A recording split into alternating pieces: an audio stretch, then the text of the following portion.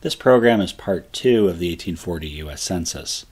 This overview covers the economy of raw materials from agriculture, mining, and other sectors as collected by the 1840 US Census.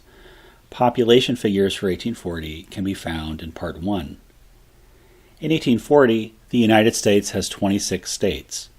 So the country extends from the Atlantic Ocean to beyond the Mississippi River, with Missouri, Arkansas, and Louisiana beyond the Mississippi River. Wisconsin, Iowa, and Florida are territories at this time. The United States has 17 million people in 1840, a figure that I will keep in the bottom right corner for reference when considering the following economic figures.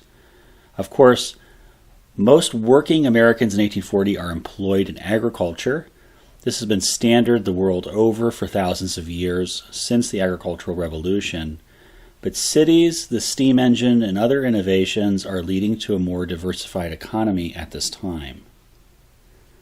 Crops and other products are often measured in bushels in the 19th century. A bushel measures volume, not weight. So, a bushel of apples will weigh less than a bushel of coal. However, a bushel of apples and a bushel of coal will occupy the same amount of space. If you imagine a basket or crate that is about 17.5 inches long, 17.5 inches wide, and about 7 inches tall, that is what a bushel is. Almost like a laundry basket today. So a bushel of apples is basically a laundry basket full of apples. Let's start with food crops. The largest food crop in 1840 was Indian corn or maize. A whopping 378 million bushels of Indian corn are harvested. Every state has a large corn crop because it feeds both humans as well as chickens, hogs, and other farm animals. Tennessee has the largest corn crop in the nation in 1840, with 45 million bushels harvested. This statistic shows the upper South states like Tennessee are not just cash crop states, as they do have a massive corn crop. In similar fashion, Tennessee's neighbor, Kentucky, has the second largest corn crop with 40 million bushels. Virginia produced 35 million bushels of corn, and Ohio produced about 34 million bushels. Even a heavy cash crop state like South Carolina still harvested nearly 15 million bushels of corn, showing that agriculture in the South was more diversified than only cash crops like cotton and tobacco. Again, corn is a major staple in all states because it feeds both humans and livestock. The country yielded 123 million bushels of oats in 1840. Like corn, oats feed humans as well as horses, cows, and cattle. Two states, New York and Pennsylvania, each yielded nearly 21 million bushels of oats in 1840. Ohio is third in oat production with 14 million bushels, followed by Virginia at 13.5 million. Another critical crop in the United States was potatoes. 108 million bushels of potatoes were harvested in 1840. New York leads the nation in potatoes with 30 million bushels yielded that year. Nearly one-third of the potato harvest was thus produced in New York State alone. The second largest potato producer was Maine, with 10 million bushels. The United States produced nearly 85 million bushels of wheat in 1840. Ohio was the largest wheat harvest, with 16.5 million bushels.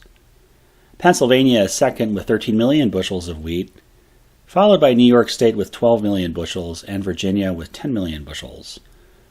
The United States harvested 18.6 million bushels of rye, which was used for both bread and fermentation. Pennsylvania produced 6.6 million bushels alone, or one-third of the total national rye harvest. The nation harvested 7.3 million bushels of buckwheat in 1840. Buckwheat can be used for porridge and gruel. Again, New York and Pennsylvania are the largest producers of this crop, with both states each yielding over 2 million bushels. The United States produced over 4 million bushels of barley in 1840. New York was the largest harvester of barley by far, with 2.5 million bushels, more than half the national barley harvest. The United States harvested nearly 81 million pounds of rice in 1840. Notice how the measure has switched here from bushels to pounds. South Carolina was by far the largest producer of rice, with over 60 million pounds harvested in 1840. So 75% of the rice in the U.S. was cultivated in South Carolina. Georgia was the second largest rice producer with over 12 million pounds harvested. The United States produced over $7 million worth of orchard products, apples, in 1840. So again, we have changed our measure. Apples are measured by dollar amount. New York State is the largest producer of apples. New York generated $1.7 million worth of apples in 1840 dollars. Water from streams, ponds, and rivers would often make people sick from bacteria. Fermentation was an ancient method to suppress harmful bacteria in fluids. The United States produced 1.2 million pounds of hops in 1840. New York was the largest producer, harvesting 447,000 pounds of hops, or about 1/3 of the national market. Massachusetts was the second largest producer with 255,000 pounds produced, and New Hampshire third with 243,000 pounds harvested. Let's now turn to livestock. Livestock provide meat, wool, milk, eggs, and horsepower for transportation. There were 26.3 million pigs in the United States in 1840. Since there are 17 million people, that means there are more pigs in the United States than humans in 1840. Tennessee had 3 million pigs, Kentucky had 2.3 million pigs, and Ohio had just over 2 million pigs. New York and Virginia had just under 2 million pigs. The United States had over 19 million sheep in 1840. So again, the sheep population in the United States was larger than the human population. New York State had over 5 million sheep in 1840. Thus, some parts of New York State likely looked like a Scottish countryside, dotted with sheep. Ohio had 2 million sheep, Pennsylvania had 1.8 million sheep, and Vermont had 1.7 million sheep. Bovine cattle were called neat cattle by the 1840 census. There were 15 million cattle in the United States in 1840, so almost as many cattle in the USA as people. New York is dominant here too, with nearly 2 million cattle. Ohio and Pennsylvania each had 1.2 million cattle, and Virginia had 1 million cattle in 1840. The poultry or chicken industry was measured in dollars. The U.S. poultry market is worth $9.3 million in 1840. The Empire State, New York, also has the largest chicken industry, valued at over $1 million in 1840. The United States yielded nearly $34 million worth of dairy products in 1840. The largest dairy producer by far was New York State, which generated over $10 million worth of dairy product, or almost 1/3 of the national dairy industry. Let's move on to fisheries. Food also comes from the ocean. Fish would need to be smoked, dried, or pickled for preservation in order to be sold in the 19th century. Fish in the 19th century were measured in quintals. 1 quintal in the United States equals 100 pounds. So you can think of a quintal as a 100-pound barrel full of fish. The United States yielded 774,000 quintals of smoked and dried fish in 1840. 220 years after the Mayflower at Plymouth, Massachusetts remains the national leader in fisheries, its fish harvest producing nearly 390,000 quintals. Maine is the second largest producer of smoked and dried fish with 279,000 quintals of fish. So Massachusetts and Maine account for the great majority of fishing in the United States at this time. In addition to drying fish, fish could also be pickled for preservation. Fish pickling was more geographically diversified. The United States produced 472,000 barrels of pickled fish in 1840. Massachusetts is the largest producer of pickled fish, accounting for 125,000 barrels. However, North Carolina was the next largest market, with 73,000 barrels of pickled fish in 1840. Maryland was the third largest producer of pickled fish, yielding 71,000 barrels. We will now look at ingredients.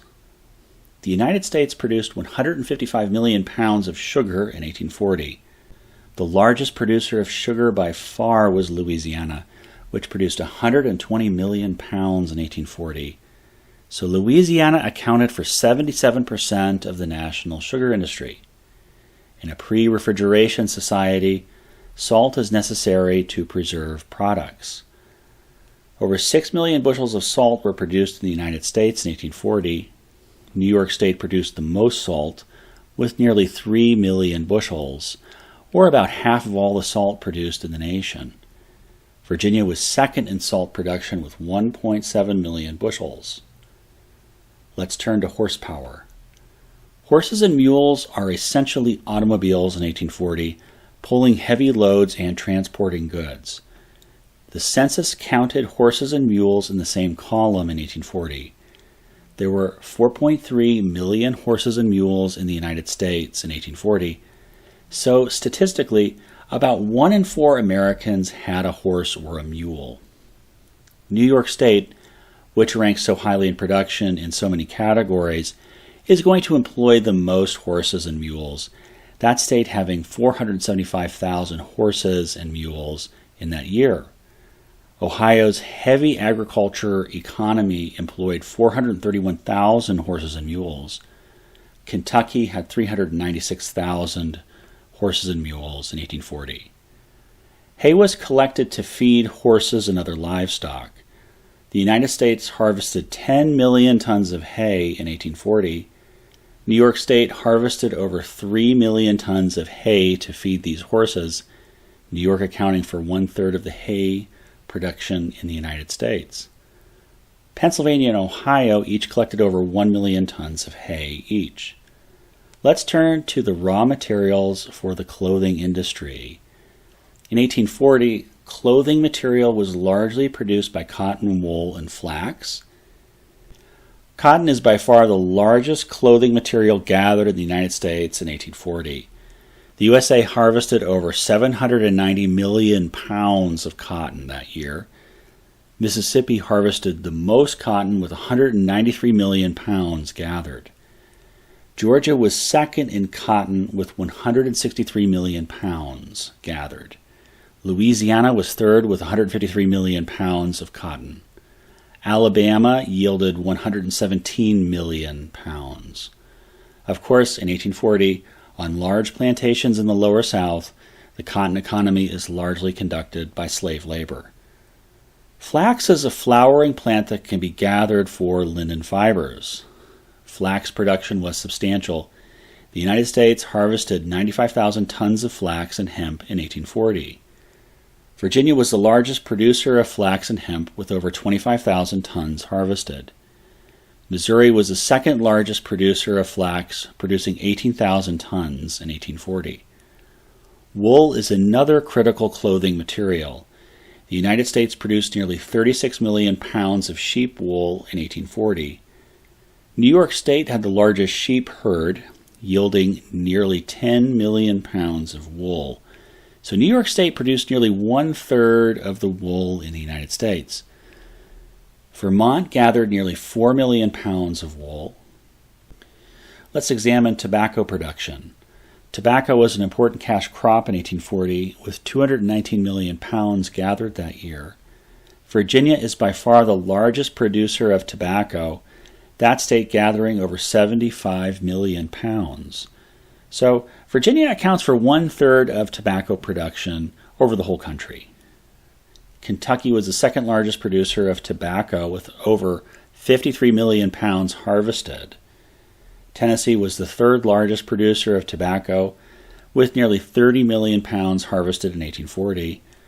Maryland was the fourth largest tobacco producer with nearly 25 million pounds gathered. So with Virginia, Kentucky, Tennessee, and Maryland as the largest producers of tobacco, we can see that tobacco is the primary cash crop of the Upper South in 1840. Thus, slavery in the Upper South is largely associated with tobacco agriculture. We will now shift to mining. The United States had a rapidly developing rock, mineral, and metal extraction economy in 1840, a critical factor in the emerging Industrial Revolution. The United States mined 287,000 tons of cast iron. Pennsylvania had the largest iron industry in 1840. Pennsylvania produced over 98,000 tons of cast iron, about one-third of the national industry. Ohio produced 35,000 tons of cast iron. New York and Kentucky each produced 29,000 tons of cast iron. In addition, the United States produced 197,000 tons of bar iron in 1840. Pennsylvania produced 87,000 tons of bar iron in 1840, nearly half the national output. New York State produced about 54,000 tons of bar iron. The United States mined 31 million pounds of lead in 1840. Wisconsin Territory mined 15 million pounds of lead, half the national output.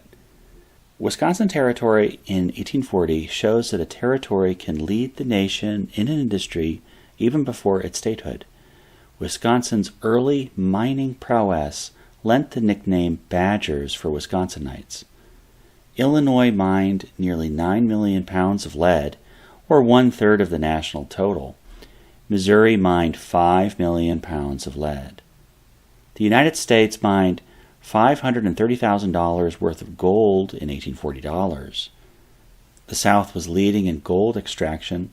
North Carolina generated $256,000 worth of gold in 1840, with Georgia the second largest gold producer, its gold finds valued at $122,000. Metal production requires fuel. Both anthracite and bituminous coal were mined in 1840.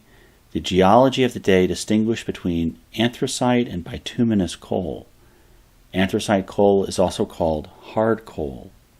In contrast, bituminous coal has a lower carbon content, but it is more plentiful. Anthracite is higher in carbon and hence a better fuel, but anthracite coal is largely confined to Pennsylvania. The United States mined over 863,000 tons of anthracite coal. Pennsylvania produces 860,000 tons of it, almost all of the anthracite coal in the nation in 1840. So as early as 1840, Pennsylvania is a coal powerhouse. The United States mined nearly 28 million bushels of bituminous coal, or nearly 2 bushels per person. Bituminous coal is more geographically diversified, but Pennsylvania still leads in this sector as well. Pennsylvania mined 11.6 million bushels in 1840, about 42% of the country's bituminous coal. Virginia is a close second, with 10.6 million bushels of bituminous coal mined. The mountainous western part of Virginia is coal-rich like Pennsylvania. Ohio is the third largest bituminous coal producer with 3.5 million bushels mined. Now let's turn to oil. Before petroleum oil or electric lights, whale oil and fish oil were used for lamp fuel and wax. American whalers hauled in 4.8 million gallons of spermaceti, sperm whale oil, in 1840. Spermaceti from sperm whales was used for candle wax. Massachusetts, the starting point of the novel Moby Dick, generated the vast majority of the sperm whale product with 3.6 million gallons of spermaceti collected. In addition to spermaceti from sperm whales, other whales and fish were harvested for oil lamps. The United States Fisheries hauled in 7.5 million gallons of whale and fish oil in 1840. About half was produced by Massachusetts, which yielded 3.4 million gallons. Connecticut harvested nearly 2 million gallons of whale and fish oil. Building materials like timber and stone were also tabulated in the 1840 census. The stone industry, largely granite and marble, was valued at $3.7 million in 1840. New York State had the largest stone mining industry, generating $1.5 million in granite, marble, and other stone. Massachusetts was second, generating about $791,000 in stone mining. America's massive forests resulted in a large lumber industry. The United States produced nearly $13 million worth of lumber in 1840. New York State had the largest timber industry, with nearly $4 million generated that year, about one-third of the entire national timber industry. Maine had the second largest lumber economy with $1.8 million worth of product that year. Pennsylvania was third in forestry with over $1 million in lumber. In 1840, the United States had a diversified economy. On the one hand, the nation is a food-rich country with multiple cash crops, and on the other hand, it is powering full speed into the coal and iron future.